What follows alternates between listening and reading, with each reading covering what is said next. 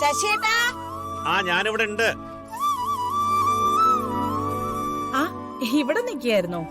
ഞാൻ ചായ എടുത്ത് തിരിഞ്ഞതും ആളെ കാണാനില്ല. അതിനിടയ്ക്ക് ഇതിന്റെ ചോട്ടി വന്ന് നിൽക്കുമായിരുന്നോ? എടിലേ, ഇത് എപ്പോഴും ഇങ്ങനെ പളപളാന്ന് തിളങ്ങണം. രാവിലെ മുതൽ ഇത് എത്ര വട്ടം ഈ വണ്ടിയെ തുടച്ചു മിനിക്കുന്നേ. മിലിറ്ററിന്ന് പെൻഷൻ പറ്റി വന്ന അന്ന് മുതൽ കാണുന്നതാ ഞാനിത്. ഇത് വല്ലാത്ത ഭ്രാന്ത് തന്നെ. ഇവൻ എന്റെ പടക്കുതിരയാടി, പടക്കുതിര. എന്റെ ചങ്ക ഇവൻ. അതുകൊണ്ട് ഇവൻ എപ്പോഴും ഇങ്ങനെ സുന്ദരനായിട്ടിരിക്കണം. അതിന് നീ പരിഭവിച്ചിട്ടും പരാതി പറഞ്ഞിട്ടും ഒരു കാര്യമില്ല. ആദ്യം ചായ കുടിക്കും.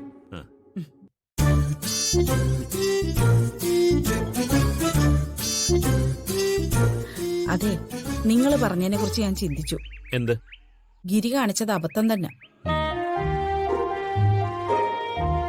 പെണ്ണ് കാണിച്ചിറങ്ങി വെച്ച് എന്നെ ഗിരി അവന്റെ അഭിപ്രായം തുറന്നു പറയണമായിരുന്നു. അതാണ് വേണ്ടിയിരുന്നത്. എന്ത് ചോദിച്ചാലും ഗിരി തരുമെന്ന് പപ്പേട്ടൻ പറഞ്ഞപ്പോ ഗിരി അത് തലകുലുക്കി സമ്മതിക്കാൻ പാടില്ലായിരുന്നു. രത്നയ്ക്ക് കൊടുക്കാൻ ഉദ്ദേശിക്കുന്ന സ്ത്രീധനം എന്താണെന്ന് ഗിരി അവിടെ വ്യക്തമാക്കണമായിരുന്നു. ഇനിയിപ്പോ ചക്കന്റെ വീട്ടുകാർ എന്ത് ചോദിച്ചാലും ഗിരി അത് കൊടുക്കണം. എടുത്താ പൊങ്ങാത്ത വല്ല സ്ത്രീധനമാണ് അവർ ചോദിക്കുന്നെങ്കിൽ ഗിരിപ്പെടും.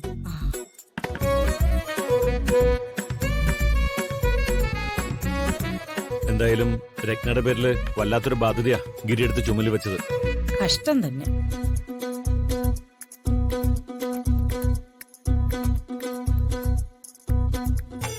എന്താടാ, എന്തിനാ നീ ഇവിടെ ചുറ്റിപ്പറ്റി നിൽക്കുന്നത്? അത് നിന്നോട് പലവട്ടം ഞാൻ പറഞ്ഞിട്ടുണ്ട്, എന്തെങ്കിലും ചോദിക്കണമെങ്കിൽ വാ തുറന്ന് ചോദിക്കണമെന്ന്. എന്താ പറ, എന്താ വേണ്ടേ? അത് പിന്നെ ജിമ്മില് ഫീസ് കൊടുക്കണം. ജിമ്മിലെ ഫീസോ? എന്തിനാടാ നീ എന്നെ ഇങ്ങനെ നശിപ്പിക്കാൻ വേണ്ടി നടക്കുന്നത്?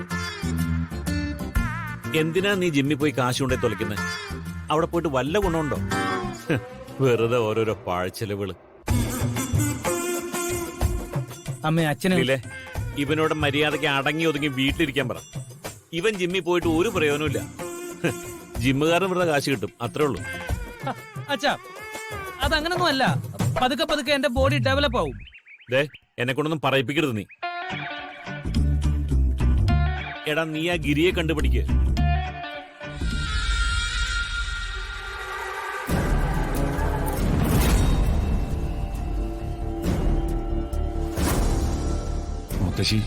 വേണ്ട, എന്നോടൊന്നും പറയണ്ട. എനിക്ക് പറയാനുള്ളതെല്ലാം ഞാൻ അന്നേ പറഞ്ഞു കഴിഞ്ഞത്. ആണോ മാനോ ഇല്ലാത്ത ഒരുത്തി ഈ വീടിന്റെ മരുമകളാക്കാൻ ഞാൻ സമ്മതിക്കില്ല. മുത്തശ്ശി പറഞ്ഞില്ലേ, ഞങ്ങളും അതാണ് ചിന്തിച്ചത്. പിന്നെയാണ് മനസ്സിലായത് ചികിത്സയാണെന്ന്, അല്ലാതെ മറ്റൊന്നുമില്ല. എന്ത് ചികിത്സ? ഇതൊന്നും കുടുംബത്തിൽ പറഞ്ഞ പെൺകുട്ടിയൊക്കെ ചേർന്ന സ്വഭാവമല്ല. ഒരു അന്യ പുരുഷന്റെ മൂക്കിലും വായിലും ശ്വാസം ഊതി കൊടുക്കുന്നതാണോ ചികിത്സ? അല്ലെങ്കിൽ തന്നെ അവിടെ ഇത് ചെയ്യാൻ ഡോക്ടറായിട്ട് അവള് മാത്രമേ ഉണ്ടായിരുന്നുള്ളൂ. വേറെയും ഡോക്ടർമാർ അവിടെ ഉണ്ടായിരുന്നല്ലോ. അത് മാത്രം. അവളുടെ അവന്റെ സിനിമ ഇപ്പൊ ലോകായ ലോകം മുഴുവൻ കണ്ടോണ്ടിരിക്കുക. അതിന് കാണാത്തതായിട്ട് ആരുണ്ട് ഈ ഭൂമി മലയാളത്തില്? ഇത് ശരിയാവില്ല വിശ്വ. ഇത് നമുക്ക് ചേർന്ന ബന്ധമല്ല. മുത്തശ്ശി, മുന്നും പിന്നും നോക്കാതെ പാർവതി കാണിച്ച പ്രവൃത്തിക്ക് പത്മനാഭൻ സാറും നകുലനും പാർവതിയെ വേണ്ട വിധം ഗുണദോഷിച്ചിട്ടുണ്ട്. നകുലൻ അത് ഇന്ദ്രനോട് പറഞ്ഞതുമാണ്. മാത്രമല്ല, ഇനി ഇങ്ങനൊന്നും പാർവതിയുടെ ഭാഗത്തുനിന്നും ഉണ്ടാകില്ലെന്ന് നകുലൻ ഇന്ദ്രന് ഉറപ്പും കൊടുത്തിട്ടുണ്ട്. എടാ വിശ്വ, ഞാനൊന്ന് ചോദിക്കട്ടെ. ഇന്ദ്രന് വേറെ പെണ്ണ് കിട്ടാഞ്ഞിട്ടാണോ നീ ഇവളും കൂടെ അവക്ക് വേണ്ടി വക്കാലത്ത് പിടിക്കുന്നത്? ഇന്ദ്രന് വേറെ പെണ്ണ് കിട്ടുമായിരിക്കും. പക്ഷേ ഇതേപോലൊരു ബന്ധം ഇനി നമ്മളെ കുടുംബത്തിന് കിട്ടാനുള്ള ചാൻസ് വളരെ കുറവാണ്. ഇത് നമ്മളെ കുടുംബത്തിന് വന്നു ചേർന്നിരിക്കുന്ന സുവർണ അവസരമാണ്. പത്മനാഭൻ സാറിന്റെ കുടുംബമായിട്ടൊരു ബന്ധം ഉണ്ടായ അത് ഏതെല്ലാം തരത്തിൽ മെച്ചമാവുന്ന മുത്തശ്ശിക്ക് അറിയാലോ. മുത്തശ്ശി അതൊന്ന് സങ്കല്പിച്ചു നോക്കിയേ. കരുനീലിക്കാവിലെ ഏറ്റവും വലിയ ജമ്മിയ പത്മനാഭ സാർ. കരുനീലിക്കാവിലെ ഏതാണ്ട് കണ്ടായ സ്വത്തുക്കളൊക്കെ അദ്ദേഹത്തിന്റെയാ. ഒരു 4 തലമുറകൾക്ക് ഇരുന്നുണ്ണാനുള്ളതൊക്കെ ആ കുടുംബത്തിനുണ്ട്. പിന്നെ ലക്ഷങ്ങൾ മറിയുന്ന നിരവധി ബിസിനസ്സുകളും. സമ്പത്ത് കുന്നുകൂടി കിടക്കുക പടനിലത്ത്.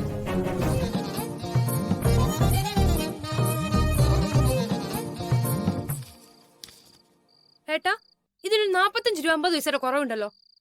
45 രൂപയല്ലേ? 45 രൂപ 50 പൈസ. ഇതവിടെ കൊണ്ടുപോയി. അതെ മോളെ, എന്താ സംഭവം എന്ന് ഞാൻ പറഞ്ഞത്.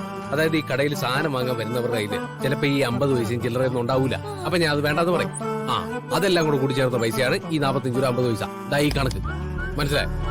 ഓ, ഈ 50 പൈസക്ക് ഇവര് ഇനി തരുമെന്നാണോ? ഏട്ടൻ ഇനി ചോദിക്കുമെന്നാണോ?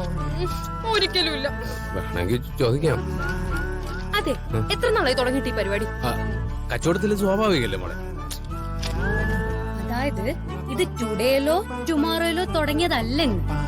ടുമോറോ എന്ന് വെച്ചാൽ നാളെയാണ് കുട്ടി. അതിന് നാളെ ആവാലോ. ഞാൻ പോയി ഒന്ന് കുളിച്ചിട്ട് വരാം. അതെ, നിക്ക് മുതലാളി, ഒന്ന് നിന്ന്. ഇങ്ങനെ 50 പൈസ വെച്ചിട്ടേ എത്രായിരം രൂപ ഇതുവരെ പോയിട്ടുണ്ട്? അങ്ങനെ ചോദിച്ചാ ഇത് കട തുടങ്ങിയ കാലം മുതലേ ഉണ്ട്. നീ ഇത്രയും കാലം ഇത് അറിഞ്ഞില്ലെന്നേ ഉള്ളൂ. നീ അറിയാതിരിക്കാൻ വേണ്ടിയിട്ട് ഞാൻ എന്റെ കയ്യിൽ നിന്ന് കാശെടുത്തിട്ട് അതങ്ങ് ബാലൻസ് ചെയ്യുമല്ലോ. ഇന്ന് മാത്രം കയ്യിൽ നിന്ന് പോയതാ. അത് കൊള്ളാലോ. ഒരു 5 പൈസ വെറുതെ വിട്ടുകളിക്കാത്ത ഏട്ടനാ. ഇത്രയും പൈസ വെറുതെ ഒന്നും നോക്കാതെ കൊണ്ട് കളയുമോ? നോക്കുന്നില്ലെന്ന് ആര് പറഞ്ഞു? നീ എന്തിനെങ്ങനെ നോക്കുന്നു മോളെ? ഇതൊരു കച്ചവട തന്ത്രമല്ലേ. ഇങ്ങനെ ചില സൗജന്യങ്ങൾ ചെയ്തു കഴിഞ്ഞാൽ നമ്മുടെ കടയിൽ സാധനം വാങ്ങാൻ വരുന്നവര് വേറെ കടയിലേക്ക് പോവില്ല. അങ്ങനെ നമുക്ക് കച്ചവടം കൂടുതൽ കിട്ടുകയും ലാഭം കൂടുതൽ കിട്ടുകയും ചെയ്യും. അല്ലേ കുഞ്ഞി? പിന്നെ ലാഭം. എന്നാലും ഇതുപോലെ എത്ര പൈസ വെറുതെ പോയിട്ടുണ്ടാവും? അത് പിന്നെ വാക്കസ്തേ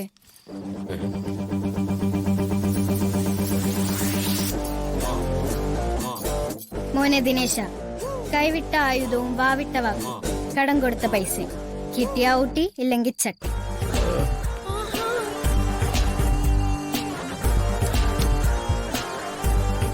ഒരിക്കൽ റാണിമോളിനോട് ചോദിച്ചു, 45 രൂപ 50 പൈസ എവിടെയെന്ന്. അയ്യടാ, ആരടി നിന്റെ ദിനേശേ?